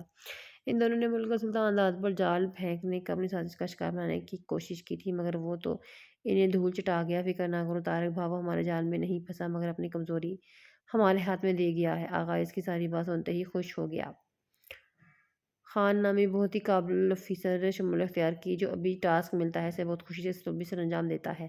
کمال یوسف کو بہت پسند آیا تھا۔ روشن پیشانی والا خوبرو نوجوان، جس کا چوڑا سینہ اور پختہ ارادوں سے سجی روشن آنکھیں اس کی ہر طوفان سے ٹکرا جانے کا پتہ دیتی تھیں۔ کمال یوسف جو نور کے معاملے میں بہت زیادہ پریشان تھے، انہیں زردار خان کی صورت میں ایک امید کی کرن نظر آئی۔ یہ شخص ان کی بیٹی کے لیے ایک مضبوط پناہ گاہ ثابت ہوگا۔ 18 سال ہونے میں صرف 2 سال ہی بچے تھے جب کمال صاحب نے اپنے گھر والوں سے مشورہ کرتے ہوئے زردار کو اپنے گھر بلایا۔ زردار ان کی کافی عزت کرتا تھا۔ ان کی دعوت قبول کرتے ہوئے رحمت منزل آیا، جہاں اس کا پہلا ٹکراؤ ہی نور العین سے ہوا، جو رات کے وقت شدید ٹھنڈ میں آئس کریم کھانے میں مشغول تھی۔ زرداد کو پہلی نظر میں ہی اس لڑکی کی نزاکت نے بہت زیادہ اٹریکٹ کر دیا تھا، جو ٹھنڈ میں کانپتے ہوئے باوجود آئس کریم کھانے میں مصروف تھی۔ نور نے زرداد کو نہیں دیکھا، مگر اندر چل کر اس کے گھر والوں نے زرداد پر جو انکشاف کیا تھا، جسے سن کر زرداد ساکت سا رہ گیا۔ جس لڑکی کو اس نے پہلی بار دیکھا تھا، وہ اسے ہمیشہ ہمیشہ کے لیے زندگی میں شامل کرنے کی بات کر رہے تھے۔ زردار کے دل ہمیں کچھ بول ہی نہیں پایا۔ جانتا ہوں تمہارے لیے یہ بات بہت حیران کن ہے، مگر ہمارے پاس اس کے علاوہ کوئی اور چارہ نہیں ہے۔ ہم اپنی بیٹی کو درندے کے حوالے نہیں کر سکتے۔ کمال صاحب تھکے ہوئے لہجے میں بولے۔ طارق بھا کی دھمکی سے خاندان کے سبھی لوگ واقف تھے۔ وہ نور العین کو کسی ایسے شخص کے حوالے کرنا چاہتے تھے جو طارق بھا کے سامنے کمزور نہ پڑے اور ان کی بیٹی کی اچھی سے حفاظت کر سکے۔ کب سے نور العین کے لیے جس لڑکے کی تلاش کر رہے تھے، وہ ساری خوبیاں انہیں زردار میں نظر آئیں۔ زردار نے کچھ لمحوں کے لیے سوچا، اس نے اپنی معصوم لڑکی کی زندگی بچانے کے لیے اپنی زندگی میں شامل کرنے کا فیصلہ کر لیا۔ اس کی زندگی کی پہلے بھی کوئی آسان نہ تھی، وہ اس آزمائش کو پورے حوصلے کے ساتھ برداشت کرنے کو تیار تھا۔ اگلے ہی دن پورے خفیہ طریقے سے نور العین کا نکاح زردار خان سے کر دیا گیا، جو دونوں ہی ایک دوسرے سے بالکل انجان تھے۔ نور العین کو ہر بات سے انجان رکھا گیا۔ وہ نہیں چاہتے تھے کہ نور پریشان ہو جائے، وہ بس نور العین کو کچھ حد تک سیکیور کرنا چاہتے تھے۔ طارق بھا سے اس بات کو مکمل طور پر خفیہ رکھا گیا تھا۔ اس کے بعد زردار ایک بار پھر رحمت منزل نہیں گیا اور نہ ہی اس نے نور العین سے باضابطہ کوئی بات کی۔ نور العین نے دوسرے دیکھا تک نہیں تھا۔ اس کا نکاح ایک ہفتے بعد ہی رحمت منزل پر ایک اور قیامت ٹوٹ پڑی تھی۔ کمال یوسف نے جس شخص کو اپنی بیٹی سونپی تھی، وہ انہی دشمنوں میں سے ایک نکلا۔ وہ تارا بھاگ کے دوست اور اسی کے جیسے مافیا ڈان آغا ہاشم کا بیٹا زرداد خان نکلا۔ اس خبر نے کمال یوسف کو ہلا کر رکھ دیا۔ زرداد خان پر کسی قسم کا کوئی کیس نہیں تھا، اس کا ریکارڈ بالکل صاف اور شفاف تھا، مگر جن لوگوں کے ساتھ اس کا تعلق تھا ان کا ہونا اس کی ایمانداری کو غدار کر گیا۔ زردار اپنی بے گناہی کا یقین دلانے کی بہت کوشش کی، مگر کسی نے اس کی ایک نہیں سنی۔ اسے اس سے اس کا عہدہ چھین لیا گیا اور اس کو جیل میں ڈال دیا گیا۔ ایسا کروانے میں سب سے زیادہ ہاتھ رحمت منزل والوں کا تھا، جس نے زردار خان جیسے انسان کے اندر ساری اچھائی ختم کر دی۔ وہ شخص اپنی ماضی کی سیاہی سے نکل کر روشن مستقبل کے دار ارادے کے لیے وہاں آیا تھا، وہ چھین لیا گیا۔ اس کی ساری محنت کو مٹی میں ملا دیا گیا۔ زردار خان کو انسان سے واپس زندہ بنا دیا گیا۔ اس سے اپنے باپ سے پہلے ہی نفرت تھی، مگر اور زیادہ نفرت ہو گئی۔ اس کا باپ ہمیشہ سے چاہتا تھا کہ وہ بھی اسی کے ساتھ اس کے گندے دھندوں میں شامل ہو کر اس کی طاقت میں مزید اضافہ کرے۔ وہ ایسا نہیں چاہتا تھا، اس لیے اس نے پولیس فورس جوائن کی تھی تاکہ اس ملک کو اپنے باپ جیسے ضمیر فروش درندوں سے نجات دلا سکے۔ دنیا والے اسے اس روپ میں برداشت نہیں کر پائے اور محکمے تک یہ خبر اس کے باپ نے پہنچائی تھی۔ اس کا باپ یہی چاہتا ہے کہ زردار کو پولیس کے محکمے سے نکال دیا جائے، اور ہوا بھی کچھ ایسا ہی۔ زردار خان جو اپنی زندگی کی تلخیوں اور دردناک ماضی سے نکل کر ایک اچھا انسان بننا چاہتا تھا، اب وہ ہر انسان کا خاتمہ چاہتا ہے جو اس کی بربادی کی وجہ بنا۔ اس نے کچھ عرصے میں انڈر ورلڈ ڈان دنیا میں بہت نام کما لیا تھا۔ اس سے لوگ سلطان داد کے نام سے جانتے تھے۔ اس نے سٹارٹ اپ اپنے باپ کے گینگ سے ہی لیا تھا، مگر اب وہ اپنے باپ کو ہٹا کر اس کی گینگ کا سربراہ بننا چاہتا تھا۔ لیکن اپنے بیٹے کو سب میں لانے کا خواہش مند آغا اپنے بیٹے کی دہشت اور نفرت دیکھ کر اب خود ہی پچھتا رہا تھا۔ وہ زردار کو ختم کر دینا چاہتا تھا، مگر کئی بار حملوں کے باوجود وہ ناکام ٹھہرا تھا۔ سلطان داد کی بڑھتی دہشت ان سب لوگوں کو خوفزدہ کر رہی تھی۔ صرف زردار کا باپ ہی اس کا دشمن ہی نہیں تھا، بلکہ کمال صاحب بھی اس پر کئی دفعہ قاتلانہ حملہ کروا چکے تھے، مگر ہر کوئی ناکام ٹھہرا تھا۔ سب لوگ اپنی اپنی جگہ جنگیں لڑ رہے تھے، سب کا کہیں نہ کہیں قصور تھا، مگر سب میں بری طرح پسنے والی نور عین تھی جس کا کوئی قصور نہیں تھا، سوائے اس کے کہ وہ ثقلین یوسف کی پوتی تھی اور اب وہ زردار خان کی بیوی تھی۔ کمال صاحب بہت پریشان تھے، انہیں بالکل بھی اندازہ نہیں تھا اپنی بیٹی کو ایک مصیبت سے بچانے کے لیے دوسرے میں دھکیل دیں گے۔ آج شیخ قاسم شاہ کے گھر بہت بڑی پارٹی رکھی گئی تھی، جس میں ملک کے تمام نامور افراد سمیت زردار ہاشم خان نے بھی شرکت کی تھی۔ شیخ قاسم کی زردار کے ساتھ بہت اچھی دوستی تھی۔ زردار اس کے مشکل وقت میں اس کی بہت مدد کر چکا تھا، جس کی وجہ سے شیخ قاسم بھی زردار کو بہت اہمیت دیتا تھا۔ شیخ قاسم کوئی معمولی آدمی نہیں تھا، ملک کی صدارت میں اس کا ایک نام، ایک پہچان تھی۔ اس کی پارٹی کا شمار ملک کے نامور جماعتوں میں ہوتا تھا، لیکن کوئی اس بات سے واقف نہیں تھا کہ زردار شیخ قاسم کا بہترین دوست ہے۔ رحمت منزل والے تو بالکل بھی اس بات سے نابلد تھے، جو خود بہت خوشگوار موڈ کے ساتھ اپنی فیملی کے ساتھ شیخ قاسم کے بلاوے پر وہاں آئے تھے۔ کمال یوسف کو یہی لگا تھا کہ شیخ صاحب کے گھر سیکورٹی کا پورا انتظام ہوگا، طارق بھائی یا زردار آدمی وہاں آنے کی جرات نہیں کریں گے، اس لیے وہ نور العین کو بھی اس پارٹی میں لے آئے تھے۔ سب مہمان آ چکے تھے، اب سب شیخ قاسم کے مہمان خصوصی کی آمد کا انتظار کر رہے تھے۔ جب اسی لمحے جو شخص اندر داخل ہوا، اسے دیکھ کر ان سب کے چہروں کے رنگ اڑ گئے۔ زرداد ہاشم خان، کمال یوسف کے لب پھڑپڑا اٹھے، باقی سب نے بھی خوفزدہ نگاہوں سے ان کی جانب دیکھا۔ کمال یوسف غصے سے مٹھیاں بیچ کے، دوستو یہ ہیں آج کے چیف گیسٹ، میرے بہت ہی بہترین دوست زرداد ہاشم خان۔ زرداد نے شیخ قاسم سے بغل گیر ہوتے ہوئے ایک بہت ہی استحانیہ مسکراہٹ کمال یوسف پر ڈالی، جو ان سب کو مزید خاک کار کی۔ نور العین روبینہ بیگم کے پیچھے چھپ گئی، گویا کہ کمال یوسف کو دیکھنے لینے کے بعد زردار کی نگاہیں نور کی متلاشی تھیں۔ زردار کو اس ڈری ہوئی سہمی ہوئی ہرنی دیکھ کر بہت مزہ آ رہا تھا، دیکھتی کانپ گئی۔ شیخ صاحب یہ کیسا مذاق ہے؟ آپ نے جس شخص کو پارٹی میں چیف گیسٹ کے طور پر مدعو کیا ہے وہ ایک بہت بڑا کرمنل ہے۔ کمال یوسف کا دماغ پوری طرح سے معاف ہو چکا تھا۔ ایکسکیوز می مسٹر یوسف، میں آپ کی بہت عزت کرتا ہوں، اس کا مطلب یہ نہیں کہ آپ میرے گیسٹ کی انسلٹ کریں، وہ ایک بہت ہی معزز شخص ہے، بزنس کی دنیا میں ایک بڑھتا ہوا نام ہے، آپ کو یقیناً کوئی غلط فہمی ہے، آپ پارٹی انجوائے کریں۔ قاسم شاہ نے ایک دم انجان بنتے ہوئے کمال یوسف کو خاموش کروا دیا۔ کمال یوسف ایک طرف کھڑے زردار کو دیکھ کر مٹھیاں بیچ کر رہ گئے۔ وہ اس شخص کی وجہ سے شیخ قاسم کے ساتھ تعلقات خراب نہیں کرنا چاہتے تھے، اس لیے مجبوراً انہیں سب کے ساتھ وہاں رکنا پڑا، مگر نور العین کو ان سب سے اپنے پروں میں ایسے چھپا لیا تھا جیسے زردار ان سب کے بیچ میں سے چھین کر لے جائے گا۔ ارے سسر جی، آپ کے تو پسینے نکل آئے ہیں، یہ لے پہنچ لے، اس عمر میں اتنا سٹریس اچھا نہیں ہوتا۔ کچھ دیر بعد زردار پوری دلیری سے ان کے سامنے آ کھڑا ہوا۔ نور اس کے پاس ہی کھڑی تھی۔ زردار کو قریب آتے دیکھ اس کا رنگ خوف زرد پڑا۔ میری بیٹی کا پیچھا چھوڑو، تم جو کہو گے میں وہ کروں گا۔ میری معصوم بیٹی کو ہماری دشمنی کے بیچ میں مت گھسیٹو، کمال تھکے ہوئے لہجے میں بولے۔ بیٹی کیا واقعی آپ کی بیٹی ہے؟ زردار نے ان کے قریب جھکتا ہوا سرگوشی میں بولتا ان کی ہوش اڑا گیا، جبکہ باقی سب ان کی اس بات نہیں سن پائے۔ پھٹی پٹی نگاہوں سے ان کی جانب دیکھا تو اس کا مطلب وہ ساری حقیقت جانتا تھا۔ آپ طارق بھا کو بیوقوف بنا سکتے ہیں، سلطان داد کو نہیں۔ زرداد کو کلام یوسف کی حالت بہت سکون پہنچا گئی۔ جب اس کی نظر کچھ فاصلے پر کھڑی نور نرائن پر پڑی، سیاہ رنگ پر دکاتی فراک اپنے آگے دلکش لگ رہی تھی۔ اس کے سیاہ گھنے بال کمر پر بکھرے ہوئے تھے، جبکہ قداس لبوں پر ریڈ لپسٹک سجی ہوئی تھی۔ زرداد نے اپنی مٹھیاں بھیج لی۔ اس کی بیوی ہو کر وہ یہاں دوسرے مردوں کے لیے نمائش کا سامان بنی ہوئی تھی۔ زرداد کا خون کھول اٹھا۔ ایک لمحہ لگا اسے بیسٹ موڈ میں آنے میں اپنی بیوی سے کچھ دیر بات کرنا چاہتا ہوں۔ زرداد نے کمال یوسف سے پوچھا نہیں تھا، بلکہ ان کو بتایا تھا۔ نور کانپ رہی تھی۔ وہ اس کا ہاتھ تھام کر اتنے سارے لوگوں کے بیچ سے وہاں سے نکل گیا۔ آپ نے اسے روکا کوئی نہیں۔ روبینہ بیگم آنسو بہاتی ہوئی کمال یوسف کے پاس آئی، جو بالکل پتھر کے ہو چکے تھے۔ چھوڑیں میرا ہاتھ۔ نور اس سے اپنی کلائی چھڑوانے کی کوشش کر رہی تھی۔ اس نے بھیگی آنکھوں سے پلٹ کر اپنے گھر والوں کی طرف دیکھا، جن میں کوئی بھی اس کی مدد کو لیے نہیں آ رہا تھا۔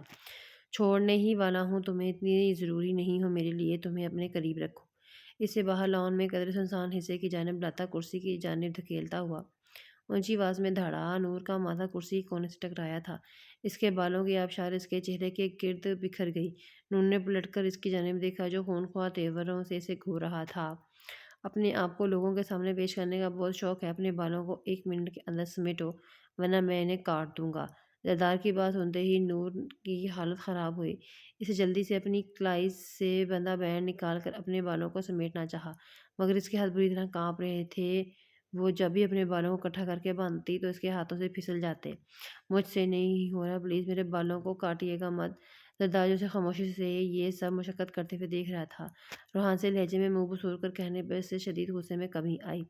آج تک اس نے اتنے غصے میں جو بھی حکم دیا تھا اس کی تکمیل ہوئی تھی، لیکن آج تک کسی نے اسے نخرے نہیں دکھائے تھے۔ زردار اس کی جانب جھکا۔ نور بالکل کرسی کے ساتھ چال لگی۔ اسے خوف محسوس ہوا کہیں زردار اس کے بال نہ کاٹ دے۔ اس شخص سے کچھ بھی بیت نہیں تھا، مگر اگلے ہی لمحے اپنی سانسیں رکتی ہوئی محسوس ہوئی جب اس نے اس کے بالوں اور گردن ان سرد انگلیاں اس کے احساس ہوا۔ نور نے اپنی فراق کو اپنی مٹھی میں بیچ لیا۔ وہ اس کے بالوں کو جوڑے کی شکل میں باندھ چکا تھا، جس کے بعد اس کی دودھیا گردن پوری طرح سے واضح ہونے لگی۔ زردار کو اپنی گردن کی جانب دیکھتا پا کر نور جلدی سے کرسی سے اٹھی۔ آئندہ تمہیں ایسے لباس اور حلیے میں نہ دیکھوں، ورنہ تمہارے لیے اچھا نہ ہوگا۔ زردار اس کی کمر میں بازو حائل کرتا ہوا، اسے اپنے قریب تر کرتا ہوا اس کے ہونٹوں پر جھکتا ہوا بولا۔ نور سے سانس لینا محال ہوا اور اس کے نازک لبوں پر اپنی شدت نچھاور کرتا ہوا نچلے لب کو اپنے دانتوں میں گرفت میں لیتا بری طرح زخمی کر گیا۔ نور کے منہ سے بے ساختہ سسکی نکلی، اس کی آنکھوں سے آنسو بہنے لگے۔ اپنے چہرے پر نمی محسوس کرتے پیچھے ہوا، اپنی شدت سے زخمی ہوئے لبوں کو اپنے ہونٹوں سے سہلانے لگا، جن پر سجی لپسٹک اپنے طریقے سے صاف کر چکا تھا۔ اب میں تمہارے ہونٹوں پر ریڈ لپسٹک تبھی لگی دیکھوں جب تمہیں میری پناہوں میں آؤ گی، تب میں ان کی شایان شان ان پکڑیوں کو خراج تحسین پیش کروں گا۔ زردار کے ہونٹوں کا کونا باہر کو ابھرے جیسے وہ مسکرایا۔ اس بات کا صرف گمان ہی کیا جا سکتا ہے، کیونکہ آج تک اسے کسی نے مسکراتے ہوئے نہیں دیکھا تھا۔ زردار نے اپنی شال اتار کر اسے اچھے سے اوڑھ دی تھی، جس نے نور کے نازک وجود کو اپنے اندر پوری طرح سے چھپا لیا تھا۔ نور کی نگاہیں اٹھا کر اس کی جانب دیکھا۔ کیا واقعی برا انسان تھا؟ اگر برا انسان ہوتا تو اس کے بارے میں بری نیت رکھتا تو اسے اس طرح سے کبھی نہ ڈھکتا۔ وہ اسے اپنی عزت مانتا تھا، اس لیے اتنے لوگوں کے بیچ اس کی بے حرمتی برداشت نہیں کر پایا۔ اس کے بابا نے اسے کبھی خود کو کور کرنے کے لیے نہیں کہا۔ نور بے خودی کی نگاہوں سے تکیج گئی۔ زردار کو اس لڑکے کی گہری اداس نگاہوں نے عجیب سے احساس سے دوچار کر دیا۔ اسی آنکھوں میں تجے گلابی ڈورے سے خود کو شکوہ کرتے ہوئے معلوم ہوئے۔ ایک لمحہ نظر انداز کرتا خاموشی سے وہاں سے نکل گیا، جبکہ نور کی نگاہیں اس کا پیچھا کرنے لگی، جو بعد اسے کمزوری لگنے لگی تھی۔ اس کمزوری ختم کرنے کے لیے اس نے شراب کئی مقدار گنا زیادہ پی لی۔ اب وہ پہلے سے زیادہ شراب پینے لگا تھا۔ فائزہ اس خاص آدمی کی بیٹی تھی جس کا باپ ایک پولیس مقابلے میں مارا گیا تھا۔ تب سے وہ زردار کے ساتھ ہی کام کر رہی تھی۔ فائزہ پہلے دن سے زردار کی محبت میں گرفتار تھی، جن سے سلطان داد سمیت ان کے گینگ کا ہر بندہ واقف تھا، مگر زرداد نے کبھی فائدہ کی حوصلہ افزائی نہیں کی تھی، بلکہ ہر بار اسے بری طرح دھتکارا ہی تھا تاکہ وہ سمجھ جائے سلطان داد کی زندگی میں کسی کی کوئی جگہ نہیں۔ اسے بہت اچھے سے سمجھ آ گئی تھی، وہ نور العین کے بارے میں بہت اچھی طرح سے جانتی تھی، مگر اس کا دل ہر بار کچھ نہ کچھ کروا کر اس شخص کے سامنے خوار کر ہی دیتا تھا۔ پہلے جب اسے نور العین کے بارے میں پتہ چلا تو اس نے اس پر قاتلانہ حملہ کروا کر اسے مارنے کی کوشش کی تھی، اور یہ خبر جیسے ہی سلطان داد تک پہنچی، اس نے فائزہ کو اپنے گینگ سے نکال دیا تھا، جسے سن کر فائزہ مرنے والی ہو گئی۔ اس کے پورے 1 سال کی معافی تلافی کے بعد اس کے باپ کی وجہ سے سلطان داد نے اسے واپس گینگ میں شامل کیا، مگر آج تک اس کے قصور کے لیے معاف نہیں کیا تھا، اور نہ ہی وہ آگے کرنے والا تھا۔ نور العین کو اس کے رب کی جانب سے بن مانگے دعا میں دیا گیا تھا، جس کی اس کے نزدیک کوئی اہمیت نہیں تھی، جسے رحمت منزل والے اسے چھیننے کی کوشش کر رہے تھے، اور انتقام کی آڑ نے تو کب کا نور العین کو چھوڑ چکا ہوتا، مگر وہ اب کسی قیمت پر اس لڑکی کو خود سے جدا نہیں جاتا تھا۔ گناہ کہ ایسا کرنے سے دشمنوں کو خوشی ملنی تھی، اور جو خوشی وہ اپنے دشمنوں کو کسی صورت نہیں دینا چاہتا تھا، وہ نور العین کو کب کا اپنے پاس لے آتا، مگر اسے رحمت منزل والوں کی آنکھوں میں نور کے حوالے سے تیرتا ہوا خوف مزہ دیتا تھا۔ اسے کمال یوسف کا تھکا تھکا بے بسا سا انداز اپنی بیٹے کی حفاظت نہ کر پانا ناکامی سکون دیتا تھا۔ وہ چاہتا تھا کمال یوسف طارق بھا کے خوف سے خود ہی اسے درخواست کرے اور نور العین کو اپنے ساتھ لے جائے، تب وہ کمال یوسف کے منہ پر اس کی بیٹی کو طلاق دے گا۔ سلطان داد کا سایہ اٹھتے ہی طارق بھا رحمت منزل کی فرد کا خاتمہ کریں گے، یہ ان کی سزا ہے۔ انہوں نے اس کے ساتھ جو کیا، سلطان داد اس کی سزائیں ہمیشہ ہی اتنی دردناک ہوتی تھیں۔ زرداد خود کو سزا دیتا، خود کو ہر برائی میں الجھا چکا تھا۔ وہ شراب پینے لگا، سگریٹ کے بغیر تو 1 منٹ بھی گزرا نہیں ہوتا۔ ڈیرے پر رقص کی محفلیں عام تھیں، ملک کی اکثر ٹاپ ماڈل اس کی شاندار پرسنالٹی دیکھ کر اس کی بستر کی زینت بننے کی خواہش کا اظہار کرتی تھیں، مگر اس معاملے میں خود کو روکے ہوئے تھا۔ اس کی وجہ خود بھی ٹھیک سے نہیں جانتا تھا۔ وہ جب بھی کس لڑکی قریب ہونے کی کوشش کرتا، اس میں نور العین کی نظر آنے لگتی، جس کی وجہ سے پیچھے ہٹ جاتا۔ کبھی کبھی نور العین کا معصومیت بھرا چہرہ اسے شدید طیش میں مبتلا کر دیتا، جس کا کسی بھی معاملے میں قصور نہیں تھا، مگر وہ اسے بھی سزا دینا چاہتا تھا۔ کیوں آئی تھی وہ اس کی زندگی میں؟ لیکن وہ یہ نہیں سمجھ پایا کہ اگر نور العین نہ ہوتی تو اب تک وہ برائی کی ایسی دلدل میں پھنس چکا ہوتا جہاں سے نکل پانا ہی ناممکن تھا۔ نور اپنے کمرے میں بیٹھے بور ہو رہی تھی جب اٹھ کر اسٹڈی ٹیبل کی طرف بڑھ گئی، جس کے ساتھ رکھی الماری میں اس کی ڈھیر ساری بکس رکھی ہوئی تھیں۔ وہ کوئی بک پڑھنا چاہتی تھی جس سے اس کا موڈ فریش ہو سکے۔ مختلف بکس کو اوپر نیچے کرتے اچانک اس کا ہاتھ ایک بک پر ٹھہر گیا، جس کے کور پر ایک کپل کی تصویر تھی، جس میں فور ہیڈ پر کس کی جا رہی تھی۔ اس کے اوپر بک کا ٹائٹل نیم لکھا ہوا تھا، لو اینڈ رومانس۔ بک کے کور کو دیکھتے ہی نور کی رنگت ایک دم لال ہو گئی۔ اس کی آنکھوں کے سامنے اس دن کا منظر گھوم گیا جب اپنی کلاسز لے کر لائبریری میں گئی تھی۔ نور کہاں ہو تم؟ نور کچھ بک ایشو کروا کر لائبریری سے آئی تھی جب اس کے بابا نے فکر مندی سے لہجے میں اسے کال کی تھی۔ انہی لہجے میں انجانا سا خوف تھا۔ بابا لائبریری میں ہوں۔ نور کو بولتے بولتے اچانک سے خیال آیا، اس کے گارڈ تو اس کے آس پاس ہی تھے نا۔ اس کے چہرے کا رنگ زرد پڑا تھا، گویا کہ لائبریری کی کھڑکیوں پر گولیوں کی برسات شروع ہو چکی تھی۔ وہ لوگ اس تک پہنچ چکے تھے، آج اسے بچانے کے لیے اس کے گارڈ بھی موجود نہیں تھے۔ لائبریری کے اندر موجود باقی اسٹوڈنٹس بھاگتے ہوئے ادھر ادھر میز اور الماریوں کے پیچھے چھپنے لگے، جبکہ نور کی ٹانگوں میں اتنی سکت ہی باقی نہ رہی کہ وہ اپنے بچاؤ کے لیے کچھ کرتی۔ وہ لوگ اس سے ہی لینے آئے تھے، وہ بہت جلد اس درندے کے قبضے میں جانے والی تھی، یہ سوچ کر نور خوف سے تھر تھر کانپنے لگی تھی۔ اس سے پہلے کہ کوئی اندھی گولی آ کر اس کا کام تمام کرتی، کسی نے پیچھے سے آ کر اس کے پیٹ کے گرد اپنا بازو حائل کرتے ہوئے اسے اوپر اٹھا لیا، اور ایسے ہی کسی بے جان گڑیا کی طرح اٹھائے وہ اسے لائبریری کے اندرونی حصے کی جانب بڑھ گیا۔ نور، جس نے خوف کے عالم میں چیخنے کے لیے منہ کھولا، مگر وہ شخص اپنی دوسری ہتھیلی نور کے منہ پہ رکھتا ہوا اس کی چیخوں کا گلا گھونٹ گیا۔ نور ہاتھ پیر مارتی خود کو چھڑانے کی کوشش کر رہی تھی، جبکہ اس کی سماعتوں میں خوبصورت گمگیر آواز گونجی، اپنے ہاتھ پیر پر کنٹرول رکھو مسز، اور ایک بات ہمیشہ یاد رکھنا، میرے علاوہ تمہیں کبھی کوئی نہیں چھو سکتا، اور نہ ہی میں کبھی ایسا ہونے دوں گا۔ اس کے پیٹ پر اپنی انگلیوں کی گرفت مضبوط کرتا اس کی گردن کے گرد سے دوپٹہ ہٹا گیا تھا، اور سانسیں رک گئی تھیں۔ وہ سمجھ گئی تھی وہ اس وقت کی شخص کی گرفت میں ہے۔ وہ اسے قریب آ کر اسے سب سے زیادہ خوف زدہ کر دیتا تھا۔ اس کی گرم سانسیں اس وقت نور کی گردن کو جھلسا رہی تھیں، وہ جو پہلے ہی خوف سے کانپ رہی تھی، اب اس کی غربت سے کانپنے لگی تھی۔ باہر اب بھی فائرنگ ہو رہی تھی۔ وہ دونوں اس وقت جہاں کھڑے تھے وہاں اب تک وہاں کوئی بھی نہیں آیا تھا۔ نور کو اندھیرے سے ڈر لگتا تھا۔ وہاں ہر طرف اندھیرا ہی اندھیرا تھا، جس کی وجہ سے وہ زردار سے فاصلہ نہیں رکھ پا رہی تھی۔ اس کے خوف کو دیکھتے ہوئے زردار نے اسے تھام کر الماری کے ساتھ لگایا اور اپنی جیب سے لائٹر نکال کر جلایا تھا، جس کی مدھم مدھم میں روشنی میں نور کو اس کا چہرہ اپنے چہرے کے بہت قریب نظر آیا۔ اس شخص کی خوبصورتی کو دیکھ کر نور کی آنکھوں کی پتلیاں سکڑی تھیں۔ آج وہ اس کے سامنے بنا کسی ماسک کے تھا۔ اس کی سختی سے پوست سیاہی مائل انابی لبوں کے اوپر سجی مونچھیں اس کی خوبصورتی میں اضافہ کر رہی تھیں۔ اس کے ماتھے پر دائیں جانب ایک ہلکے سے کٹ کا نشان تھا، جو نور کی ساری توجہ اپنی جانب مائل کر گیا۔ نور کی سہمی آنکھوں میں اپنا مغناطیسی نگاہیں ڈالے وہ اس کے ارد گرد کے ماحول سے بیگانہ کر گیا، اور نور ہپنوٹائز سی ایک ٹکی سے دیکھی گئی تھی۔ ان لوگوں کے بیچ میں کیوں رہ رہی ہو جو تمہاری حفاظت نہیں کر سکتے؟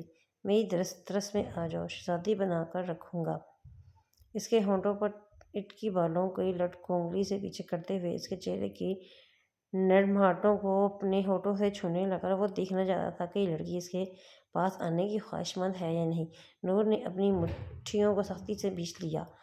آپ کیوں ہر بار آ جاتے ہیں مجھے بچانے کے لیے؟ دنیا والوں کے سامنے برے بن کر میرے لیے ایسے بن جاتے ہیں۔ میرے گھر والے مجھے جان سے مار دیں گے۔ وہ مجھے آپ کے پاس کبھی نہیں بھیجیں گے اور نہ میں آنا چاہوں گی۔ نور نے اس کے سینے پر ہاتھ رکھ کر اسے خود سے دور دھکیلنا چاہا تھا، جب زردار اس کی دونوں کلائیوں کو تھام کر اس کی کمر پر باندھا اسے جھٹکے سے اپنے قریب کر گیا تھا۔ تمہارے گھر والے تمہیں ایک دن میرے پاس ضرور بھیجیں گے، مجھے پورا یقین ہے، اور یہ یقین بھی کہ تم میرے پاس ضرور آؤ گے۔ اس دن میں کیا کروں گا نہ تم جانتی ہو نہ تمہارے گھر والے۔ اس کے بالوں میں چہرہ چھپاتے بوجھل سرگوشیاں لہجے میں بولتا، نور کی سانسوں کو تیز کر گیا۔ ویسا کیوں کہہ رہا تھا؟ نور سمجھنے سے قاصر تھی، مگر وہ یہ نہیں جانتی تھی کہ اس کا کہا عنقریب سچ ہونے والا ہے۔ میرے پاس آنے سے پہلے یہ سارے گریز ختم کر کے آنا، میں مہلت نہیں دوں گا۔ تم بہت حسین اور انمول ہو اور مجھے انمول چیزوں سے کھیلنا بہت پسند ہے۔ اس کے ہونٹ بے لگام سے نور کی گردن کو چھو رہے تھے۔ یہ شخص انتہائی بے باک بنا کوئی لحاظ رکھے بولے جا رہا تھا۔ نور کو یوں لگا جیسے اس شخص پر ابھی خون چھلک پڑے گا۔ اس کی شرم سے لال پڑتے ہوئے چہرے کو دیکھتے ہوئے زردار نے ہاتھ بڑھ کر پیچھے الماری میں رکھی ایک بک نکال کر اس کی جانب بڑھائی، جس پر لکھے الفاظ کو دیکھ کر نور کے گال مزید سرخ ہوئے۔ اس شخص کی خود پر پڑتی بے باک نگاہوں نے نور کو کانوں سے دھواں نکلتا محسوس ہوا۔ نور خیالوں سے نکلتی اس کی دی ہوئی بک کو لے کر بیڈ پر بیٹھی تھی۔ اس نے جیسے ہی بک کھولنا پڑھنا شروع کیا، پہلے ہی پیج پر رومانس کی جو تعریف لکھی ہوئی اسے پڑھ کر نور کا چہرہ سرخ ہو گیا۔ اف، بے شرم انسان! اس نے فوراً بک بند کر تکیے کے نیچے رکھی۔ اس کے شوہر کو لوگ سلطان داد کے نام سے جانتے تھے۔ وہ ظالموں کے لیے صفاق تھا۔ اس کے اپنے گھر والے اس کو نہ جانے کتنے برے ناموں سے پکارتے تھے۔ اسے ہر وقت ان سب کے ناموں سے زرداد کے لیے نہ جانے کتنی بددعائیں سننے کو ملتی تھیں، جو کبھی کبھی اس کا دل چیر کر رکھ دیتی تھی۔ سمجھ نہیں پاتی تھی آخر اس کا قصور کیا ہے۔ زرداد نے اسے زبردستی نکاح تو نہیں کیا نا؟ یہ اس کے گھر والوں کا ہی فیصلہ تھا۔ نور اس شخص کے حوالے سے اپنا دل میں کوئی فیلنگز رکھنا نہیں چاہتی تھی، مگر جب بھی اس کا ذکر آتا تھا اس کا دل عجیب سی حالت پر دھڑکتا تھا۔